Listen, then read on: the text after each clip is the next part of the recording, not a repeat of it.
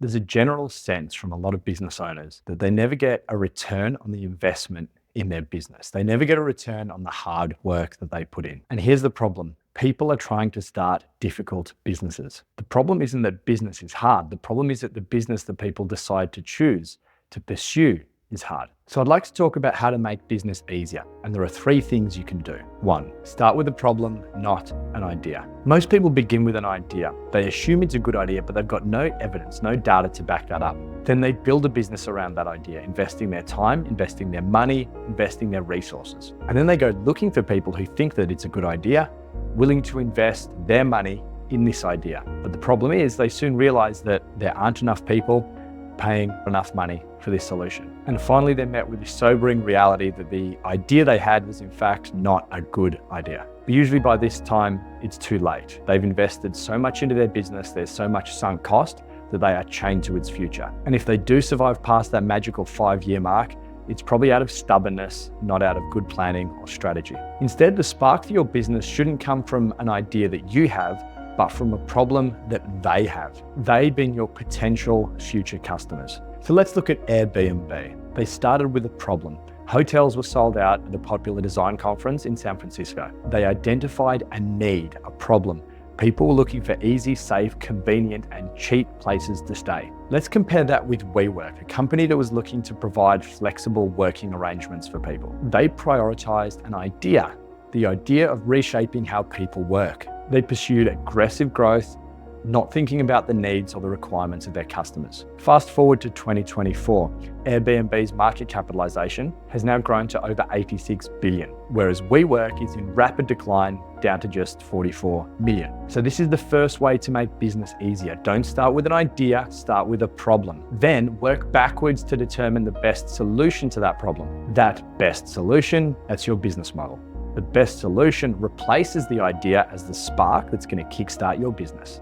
The second way to make business easier is not to target people who have inbuilt resistance to the ideas that you're proposing. The type of people you choose to target is perhaps the most important decision you will ever make in your business. And it's one of the first ones you'll make. And that's because different types of people, different psychographics, have different internal constraints placed on them. Let's look, for example, at the healthcare industry. The constraints may be time, finances, and motivation to make a change. So why is it that so many health businesses target busy, time-poor people? They're literally hanging the future on their business on the type of people who cannot afford or who cannot justify their services. And this is an incredibly difficult position to build a business from. In 1996, McDonald's launched a premium burger called the Arch Deluxe. They were looking for customers who wanted a more high-end product and were hoping to attract a more sophisticated adult market into their stores. Now, if we adjust this to today's pricing, this Arch Deluxe burger would come in at $10. It's 2.5 times as much as a standard $4 hamburger. They realized that people weren't coming into their stores for a sophisticated burger.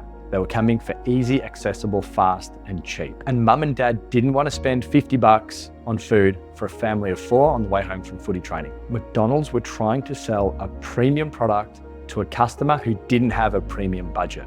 So this is my second way to make business easier. Don't build a business who have a barrier to the service or product that you're offering. And our third way to make business easier, understanding that effort alone is not enough. There's this hustle culture which is so pervasive on social media. It's this idea that if you just work harder, if you just outwork, you will somehow achieve success. Now sure, all else being equal, working harder will make good things happen. But what's not often discussed in this hustle culture is that if we apply our effort in the wrong direction on the wrong things, success is not more likely. The founder of Whole Foods in the USA, John McCabe, said, if you think about how hard it is to push a business uphill, one answer is to start a different business, a business that you can push downhill. And the author Seth Godin, in his book, This Is Strategy, tells us that effort is often part of our work, but effort in itself is not a strategy. And he also talks about this idea that the number on a car's speedometer isn't actually an indication of how fast you're going. Sometimes you're just moving really quickly in circles. WeWork was trying to push a business uphill by popularizing co-working spaces, and McDonald's was trying to push a business uphill with its premium Arch Deluxe. If you're going to work hard, at least work hard in the right direction.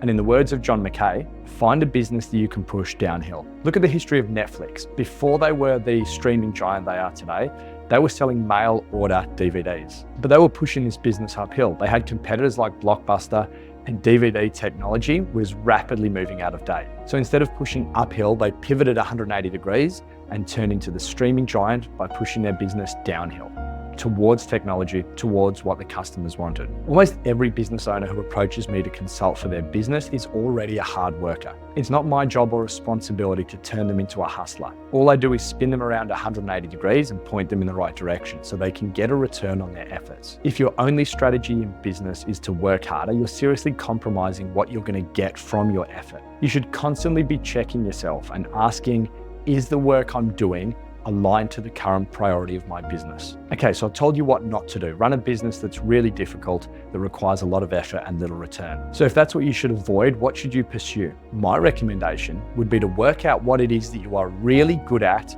without trying, and then start trying. What comes easy to you?